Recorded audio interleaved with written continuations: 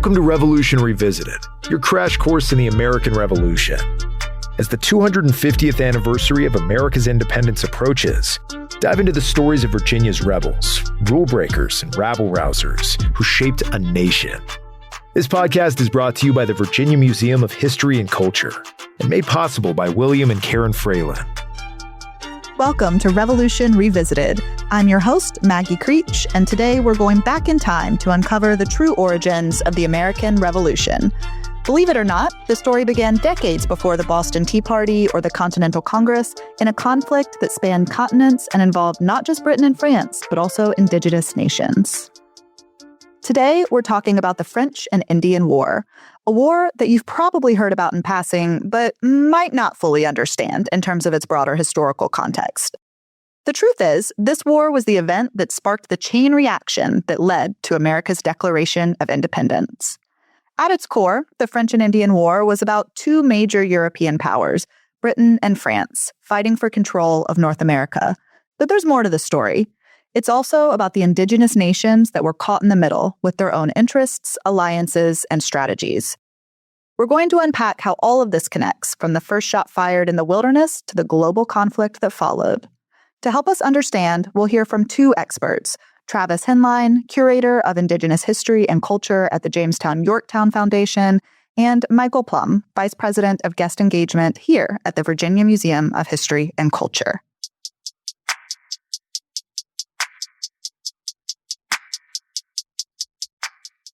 Before we dive into the full story, let's start with some basics about the French and Indian War so that we're all on the same page.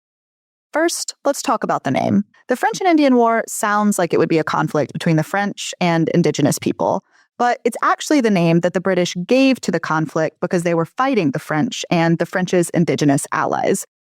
But honestly, even that's a little bit confusing because the British had indigenous allies too. This French and Indian War that begins in 1754 in North America ultimately escalates into a global war known as the 7 Years' War. Here's Michael with more. So the French and Indian War is basically the name for the conflict between France and Britain that happened in North America, kind of very specific to the North American continent. It starts in 1754. The 7 Years' War starts in 1756 and lasts until 1763. But that is more the global war that involves all those different powers around the world, including Spain and others. So the name confusion continues. If you count both the North American and global theaters of the war, the 7 Years' War is really 9 years. It just depends on how you do the math.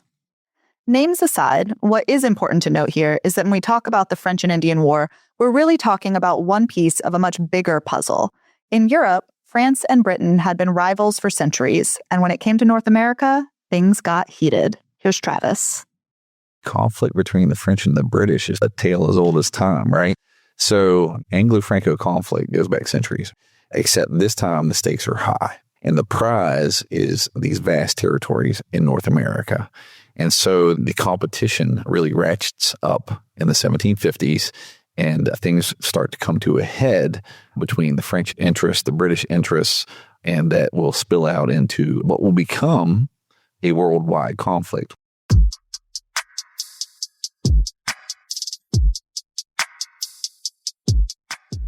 Now, let's get into it. To set our scene, it's the early 1750s. Great Britain, who we know by the 13 original colonies, and France in present-day Canada and down into the Mississippi River region are two of the most dominant European powers in North America.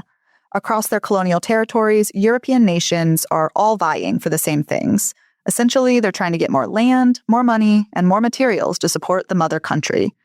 However, how they approach this does vary. It depends on the country. The French were primarily after furs and faith. They wanted to dominate the fur trade and convert indigenous people to Catholicism. Meanwhile, the British were focused on amassing large tracts of land, especially land in the Ohio River Valley, a region that both sides wanted to control.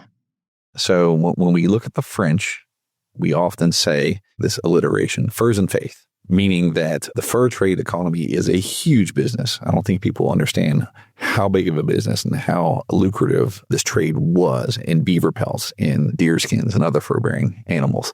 But this was a huge motivation for the French. It was a commercial interest. So that was one of the big things. The faith part of it is to proselytize and to convert native people. So the Jesuit Society of Jesus, among the French in particular, are sending missionaries out among the indigenous peoples in an attempt to convert them to the Catholic faith. So furs and faith, that's the French motivation. But for the English, they want land, right? This is all about land.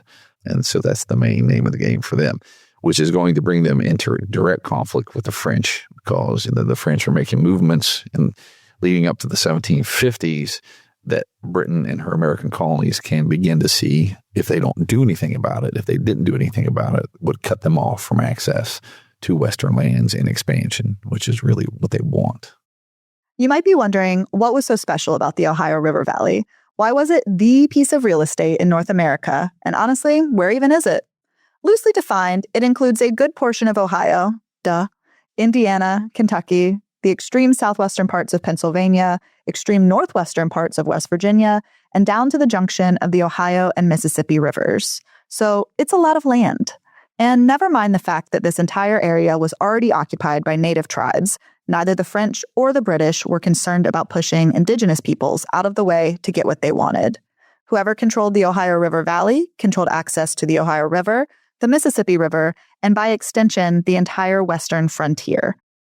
For the British, who were eyeing expansion into the west, it was critical to secure that area. In the 1750s, the French are making moves to combine their territories. So the French are in New France, which is now Canada, Quebec and Canada. That is considered New France. The other French territory is Louisiana. Well, what can connect these two disparate areas of French territory? Well, that's, the Mississippi River, the Ohio, the Mississippi. And so to link their two territories and to begin to control access to the West and make territorial claims in the West, in North America, the French in the 1750s began to build a series of forts down the Allegheny River.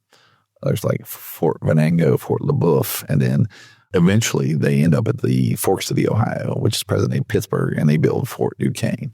Well, now Virginia, they're very aware of the French movements out there. They're very concerned about them. Well, that is a pickle if you're the Virginia colony, isn't it? If the French are able to build forts all the way down the Mississippi to connect their Canada territory all the way up north to Louisiana all the way down south, they're effectively going to block the English from expanding westward in any direction. And if you're mainly in it for the land, like the English were, then that's definitely not okay. The British were not going to back down without a fight.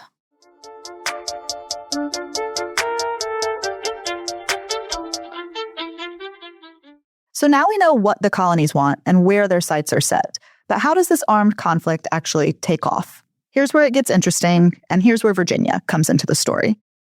Let's introduce a very famous 20-something Virginian. It's time to talk about George Washington. So when we think about George Washington, what are some words that come to mind? Tall, white-haired, president, leader? All of those things are true about a George Washington later in his life.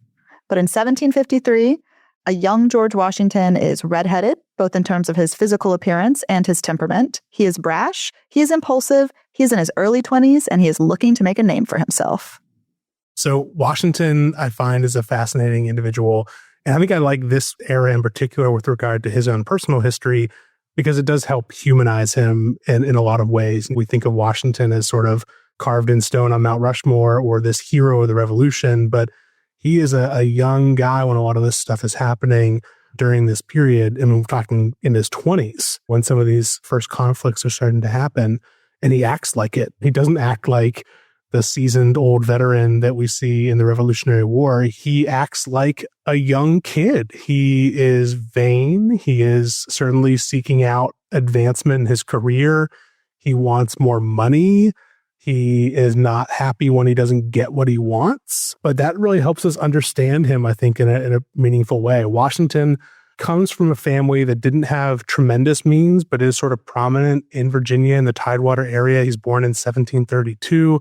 His father passes away when he is 11 years old, and he is the eldest son from his father's second marriage. So he has half brothers who are older than he is and who stand to inherit more.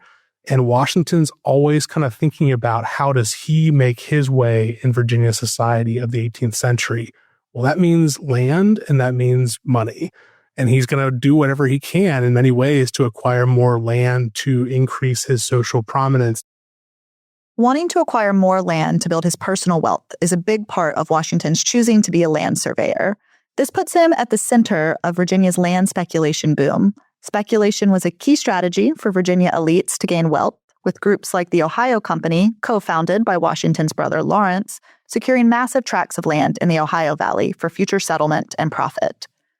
Although he was a surveyor, one of Washington's biggest ambitions was to be in the military like his half-brothers. He really sort of sees the military as a means to an end.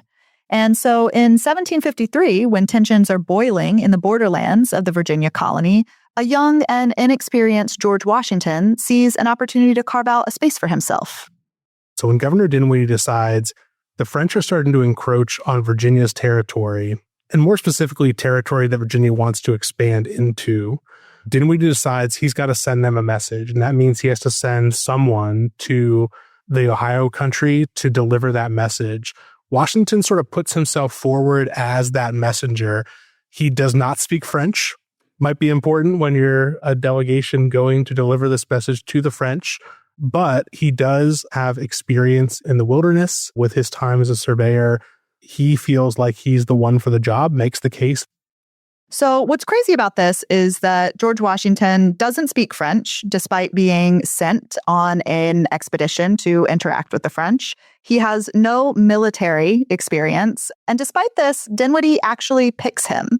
So Washington is this inexperienced, eager 21-year-old major in the Virginia Regiment, and he sets off on this journey to the forks of the Ohio, up the Allegheny River to French forts that are being built in that area to tell them to get out. There are a few guys with him who help make this possible. Jacob von Braun, who does speak French, and Christopher Gist, a trader who knows the area, as well as 4 leaders of indigenous tribes from the area. A very influential Seneca leader named Tanaghrisson, also known as Half King, is chosen to speak for the groups of indigenous people that lived in the Ohio country, which included the Delaware, the Shawnee, and the Mingo. Tanaghrisson gets to the region in the late 1740s, and in 1753, about the same time that Washington is about to make his journey into the Ohio country, Tanaghrisson had sent messages to the French telling them to get the heck out of his land, his country. And so when Washington arrived, he found an unlikely ally in Tanaghrisson because they both had the goal of getting the French to leave. And so Tanaghrisson joins him on this journey, which is interesting because we must imagine that Tanaghrisson would also have not wanted the British in his country.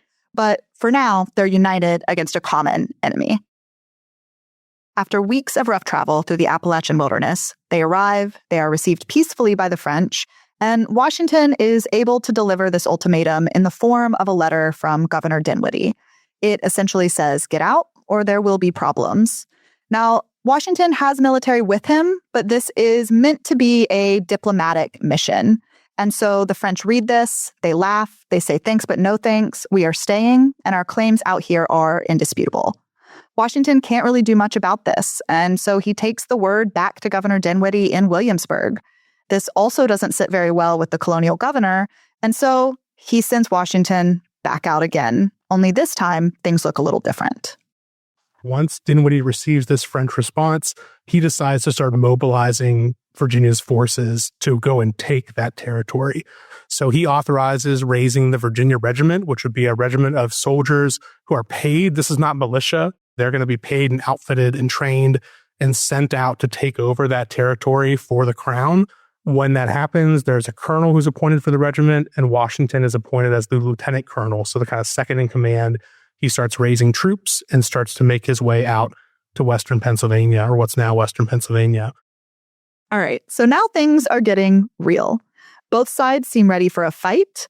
George Washington will soon find himself in the right place at the right time. Or maybe it's the wrong place at the wrong time. So, Washington takes his Virginia militia. They go back. They're encamped at a place near what is a place called the Great Meadow, which is in the present-day Laurel Highlands of Pennsylvania. And one evening, a group of Seneca show up in Washington's camp.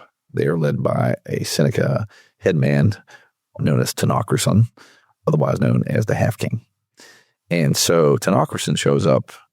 and informs Washington that there is a party of French soldiers not far from his position. They're just up on a ridge not far from where the Virginians are encamped. And he suggests to Washington that they should go check it out. And so they march all night in a pouring rain, losing their way a few times. Eventually, they find their way to the top of the ridge around dawn, and the French are just waking up. They're encamped in a gully, a rock face that's kind of like a little valley. And above them, surrounding them, are Washington and the Virginia militia and Tanaghrisson and his Seneca warriors. Now, here's where things get interesting, because the French will later say that the British fired first. The British will say that the French fired first. I have often wondered if it wasn't one of the Seneca that fired first. So Tanaghrisson, as it turns out, he has a vested interest in picking this fight, right? And so whoever fired first, there's a skirmish. So it's not 100% clear what happens, but what we do know is that there's a 15-minute skirmish that the French lose. They're forced to surrender. Their commander, Ensign Joseph Coulon de Villiers de Jumonville, is killed, and it's a little bit unclear as to how exactly this happens. But the French basically say, because there was a French survivor who escapes, that the Virginians just opened fire on them without any warning. Washington says that one of the Frenchmen saw his troops coming and they opened fire on them. We do know that Washington's men fired 2 volleys into the French camp. Here's where different perspectives really complicate this story. The French claim they were on a diplomatic mission, not unlike the one that Washington went on the year before. You remember the one where he was graciously received by the French? Well, Washington and Tanaghrisson aren't so sure. They feel like the French force was intentionally trying to disguise their motions and their intent. They think, well, if they were supposed to do that, why wouldn't they have just come and talked to us? Why were they hiding out a short distance from our camp? And so Washington knows that there's likely to be a French response to this encounter. And so him and his men fall back to this cleared area, this sort of natural meadow that's called the Great Meadow. And so while he's waiting, George writes a letter to Dinwiddie to give him a report. He writes a great letter that's actually in our collection here at the Virginia Museum of History and Culture back to Governor Dinwiddie, where he talks about the fortifications he's starting to build. And he talks about clearing brush away and making these entrenchments. And he calls this place a charming field for an encounter. Eventually, they build a stockade there, kind of a small fort, but really it's just a palisade of logs encircling a storehouse and some earthworks. This small fort, eventually called Fort Necessity, it's within musket shot of woods and hills that surround it on almost all sides. It's really kind of an indefensible position in a lot of respects. So he's making some critical tactical errors early on, but he is certainly pleased with himself. So he is kind of essentially waiting then for an attack to come. Again, he feels like the post he has built is defensible, so he's going to try to defend it and is writing back to Dinwiddie to inform him of these matters.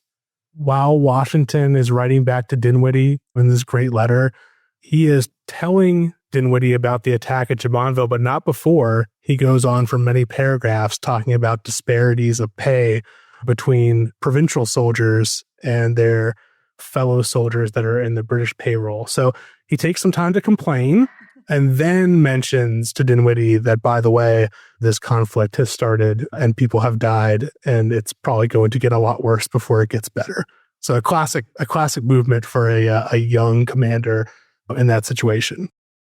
So he asks him for a raise and some benefits, which is kind of a hard sell, given that he did just start a pretty expensive war between 2 major European powers.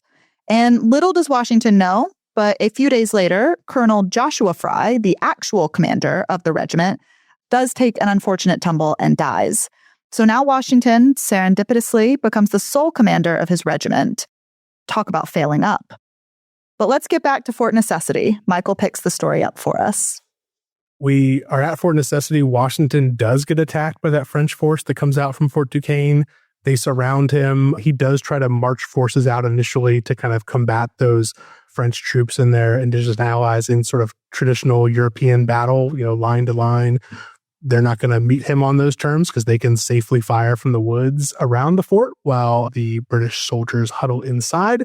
So eventually, after a day of fighting, there's rain, muskets aren't working. It's not a good situation for the Virginians. And eventually, Washington is compelled to surrender.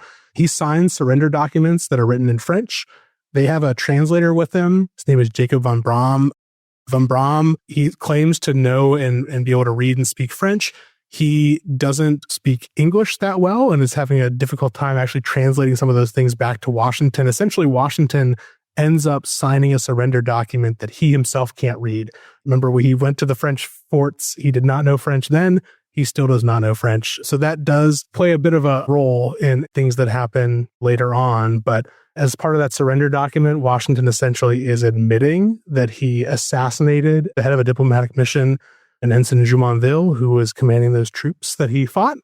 And then Washington packs his bags and is going to retreat back to Williamsburg after all is said and done. So not a good auspicious start for Washington or the Virginians. When Washington signs the surrender document, one that's written in French, which remember, he doesn't speak, poorly translated and soaking wet, he unknowingly admitted to the assassination of a French ambassador, which, I don't know what you guys know about international law out there, is a pretty big no-no. George Washington, just 22 years old, led an ambush that spiraled into a global war. As Horace Walpole, a member of the British Parliament during that time, later put it, a shot fired by a young Virginian in the backwoods of America set the world on fire.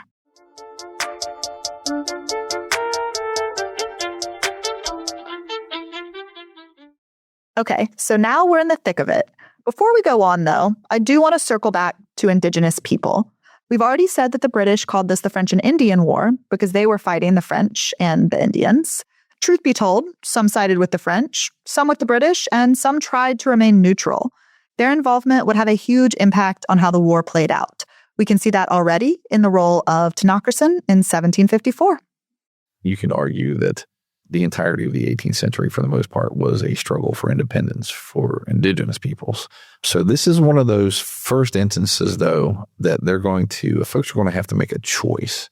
While many Indigenous nations would like to or tried to remain neutral, others had obligations and intentions that brought them to one side or the other. Eventually, most of the folks in the Eastern Woodlands in one way or another are involved in the French and Indian War. So they have to make a choice. And there are a number of things that influence those choices. Trade and access to trade and the quality of trade goods is a major motivating factor for Native people. The French tended to be better traders. They tended to have better trade goods. They tended to treat Native people fairly. They tended to intermarry into their families because they figured out pretty early it's easier to trade with family than strangers, right? And so that was their approach, and it was pretty successful. And that meant that many Native peoples were connected to them and were dependent on their trade and trade goods. Other folks had reasons to support the British side and throw their weight in on that side. When I think about the Haudenosaunee peoples, the Iroquois Confederacy, many years before, they had entered into this pledge of mutual support with the British called the Covenant Chain. The Covenant Chain was a pledge of mutual support between the British and the 5 nations, which later became the 6 nations of the Iroquois Confederacy. And so when things heat up with the French, the British call upon those obligations in that relationship, and most of the Iroquois folks are going to assist the British against the French and their Indian allies. In the Southeast, the Cherokee will throw themselves in with the British against the French and their Indian allies. For the Shawnee and the Delaware and some of the other folks in the Ohio country, the more immediate threat are the English. Indigenous nations were far from passive players. They had their own interests to protect. These alliances weren't set in stone. They shifted based on trade relationships, territory, and who posed the greatest threat at the time. In 1755, the British send out a guy named General Edward Braddock and a huge force to capture Fort Duquesne and settle the score. But the British don't do so well in the wilderness. In 1755, the following year, a major expedition is formed to march out to Fort Duquesne to capture and destroy it. It's led by General Edward Braddock. At this point in time, Washington becomes aide-de-camp, which is sort of like a support role to General Edward Braddock from the British military, and proceeds on this campaign out to Fort Duquesne. That expedition is ambushed close to the fort. Many of the troops are killed and wounded and captured. The expedition turns into a disaster. But Washington, he becomes kind of seen as this hero of what's known as the Battle of the Monongahela. Washington is able to sort of rally troops and conduct a fighting retreat to a support position where they can again continue their retreat back towards Virginia.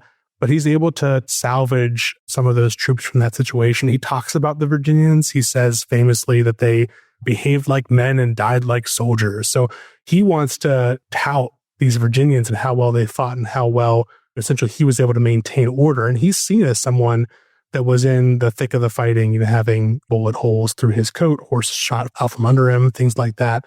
And again, is adding to this reputation of himself as a really strong leader in some of these situations. After that, Washington is appointed commander of the Virginia Regiment. He's actually the commander-in-chief of all Virginia forces at that point. And his task is to protect the borders of the Virginia colony, which stretched from the border of North Carolina all the way up to those areas that he was fighting in 1754. So he is kind of distributing his forces and trying as best he can to protect those areas. It is an impossible task, all while writing letters to the commander of the British forces in North America, petitioning to have the Virginia Regiment be part of the British military. And the letters that he writes they're not very nice. He's a little angry about all of these things, and he's not afraid to say it. And in some of these, he actually makes some very bold, almost revolutionary statements. He writes this letter to Governor Dinwiddie, really almost calling Dinwiddie out, saying, you don't support us. You haven't given us what we need to be successful.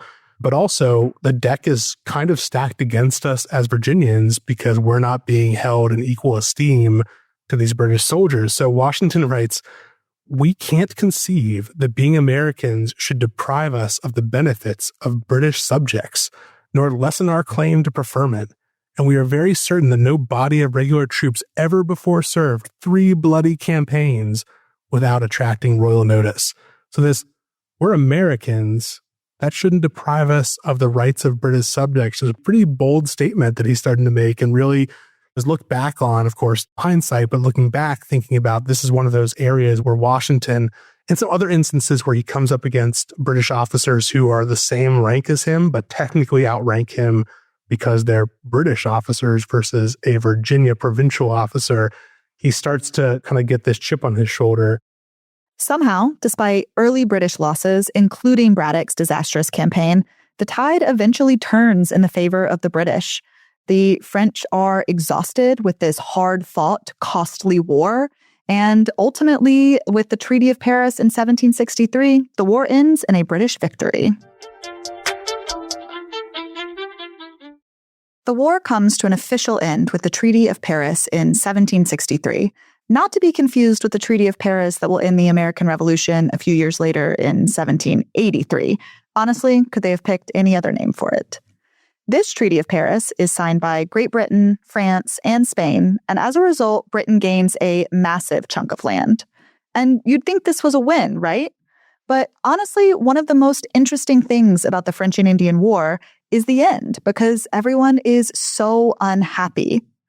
With this treaty, Great Britain does get control of former French colonies in Canada, and so obviously France is upset about this.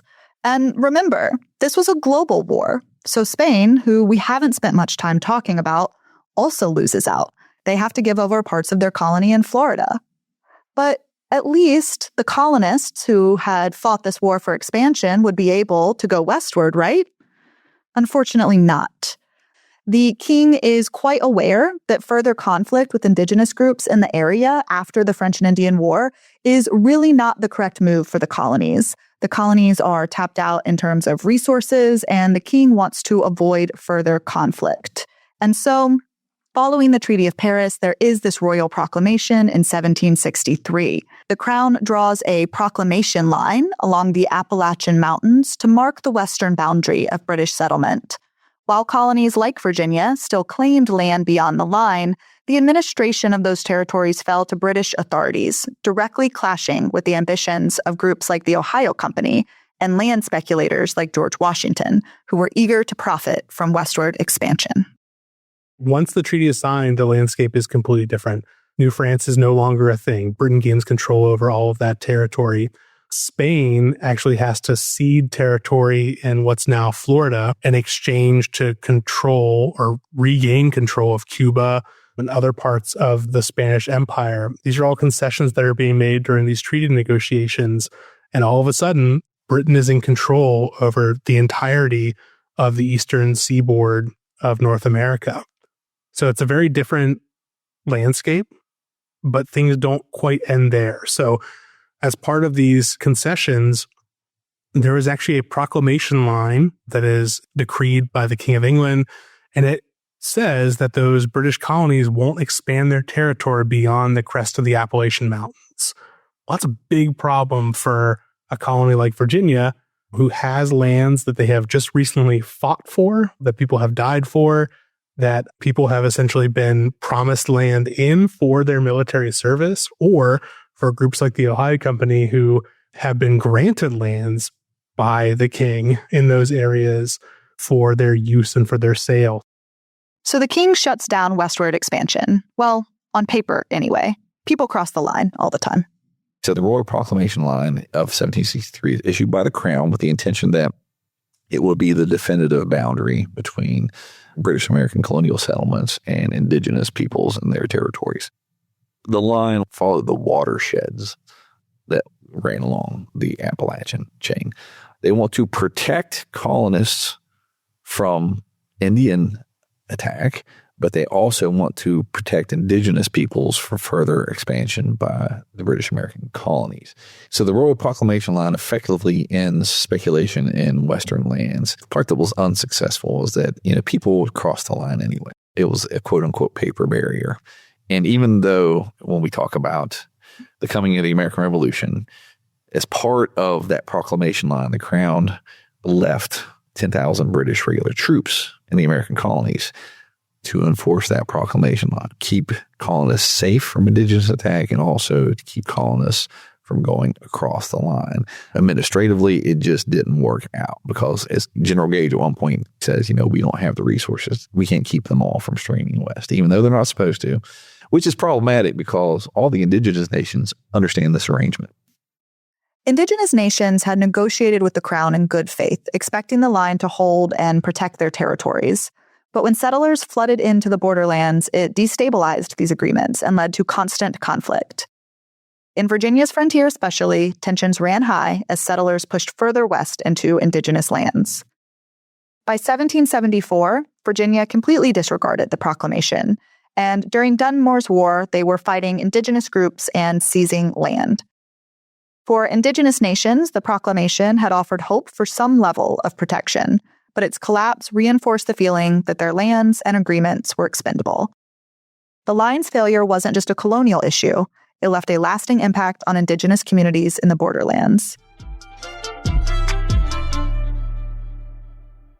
When most people consider the role the French and Indian War played in teeing up the American Revolution, it's the idea of taxation that immediately springs to mind. But really, there's so much more going on. The French and Indian War was the first time we see colonies working together and forming coalitions outside of their own specific colonial identities. They all see the French as their common enemy, and they learn to work together to defeat that enemy. It is this new mindset that starts to lay the groundwork for the American Revolution. In our next episode, we will see that the British had won the war, but they were about to lose something much more important: the trust and loyalty of the American colonies. Thanks for joining us on this journey through history. I'm Maggie Creech, and this has been Revolution Revisited. Special thanks to Travis Henline and Michael Plumb for sharing their expertise and insights on today's show. If you enjoyed this episode, be sure to subscribe, leave a review, and share it with your friends. For more episodes and resources, including the primary sources mentioned in this episode, check out our website at virginiahistory.org/podcast. Thanks for listening to Revolution Revisited. The American Revolution was not an ending, but a beginning. The stories continue to unfold. Subscribe now and catch the next episode for another journey through history. This podcast is made possible by William and Karen Fralin and presented by the Virginia Museum of History and Culture. Revolution Revisited is a production of the Virginia Museum of History and Culture and made possible by William and Karen Fralin. Our production staff includes Haley Finner, Maggie Creech, Nicole Martirana, and Tracy Schneider. Be sure to subscribe to get notified about upcoming episodes. Thanks for listening, and we'll see you next time.